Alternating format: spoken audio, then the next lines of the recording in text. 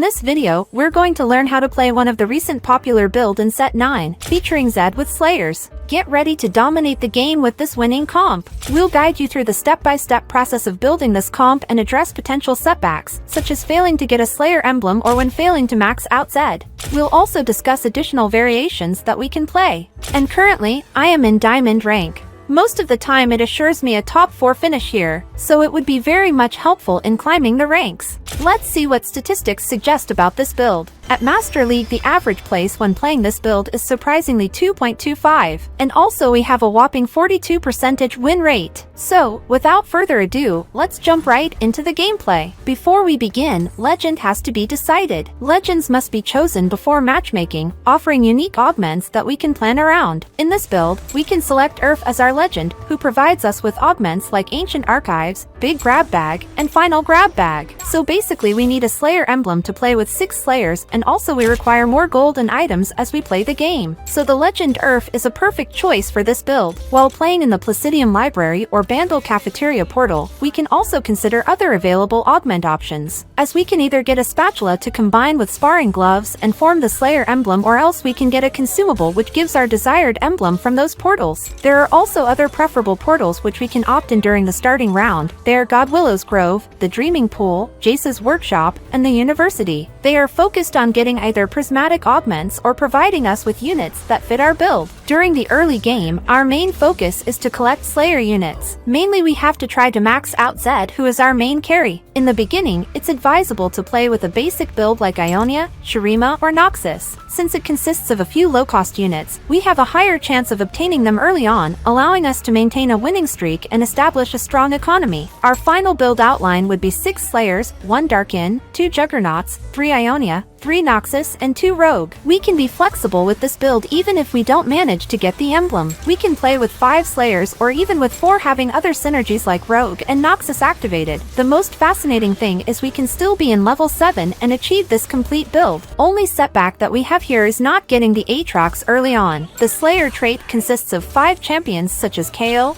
Kled, Zed, Gwen, and Aatrox. There's a higher probability of getting Kayle, Kled, and Zed early on. The other key champions that can be used in this comp are Shin, Darius, Katarina, and also Ahri. This can vary according to the variation we go with based on their availability. Talking about the items, the necessary items for our main carry Zed is Titan's Resolve, Infinity Edge, and Bloodthirster. Our second carry was Katarina, and if we get the emblem, we can give it to her and equip her with items like a Jeweled Gauntlet, Hand of Justice, and Ionic Spark. If we max out Kled, we can equip him with 3 Titan's Resolve, and we can give the defensive items like Dragon's Claw, Warmog's Armor, and Bramble Vest for our tanking units such as Set or Shin. Then we can give ability power items for Gwen at the end. Now, let's talk about the first augment. Since it's predetermined by our chosen legend, we only have to consider the portal rule mentioned before. The only variation is whether it is a silver, gold, or prismatic augment. Otherwise, we can go with the Ancient Archives augment. Other preferred augments that we can use are Rogue Heart, Rogue Crest, Rogue Crown, Slayer Heart, Slayer Crest, Slayer Crown, and Slayer's Resolve. Rerolling plays a significant role in this comp. It's crucial to stay at levels 6 to 7 and focus on upgrading tier 2 and 3 champions such as Zed, Kled, and Katarina to at least 2 stars. If we continue to have our winning streak, we can still stay at level 7 and max out those champions along with Darius too. For the second augment, if we receive any Slayer-based emblems or Slayer-based augments as mentioned before, we can select them. Otherwise, we should opt for the Big Grab Bag augment offered by our legend for crafting items. It is also the same with third augment selection. At levels 6 to 7, focus on upgrading your champions to at least 2 stars. After that, level up to add Shin or Ahri to your team. Take some time to observe your opponents and see if anyone is using Zed. Calculate the chances of obtaining enough Zed copies to max him out. Avoid spending your gold on rerolling during this period. Instead, wait until an opponent gets eliminated. This increases the likelihood of acquiring Zed and other Slayers. If it's not possible to max out Zed, you can explore other strategies we discussed earlier, such as crafting items for Katarina, Kled, or Darius and maxing them out. Look at this gameplay where our complete Slayer lineup is completed. Here we could add Ahri instead of Set and could have given the defensive items to Shin. However, keep in mind that flexibility is key in this build. We have various supporting traits and flexible options to play with.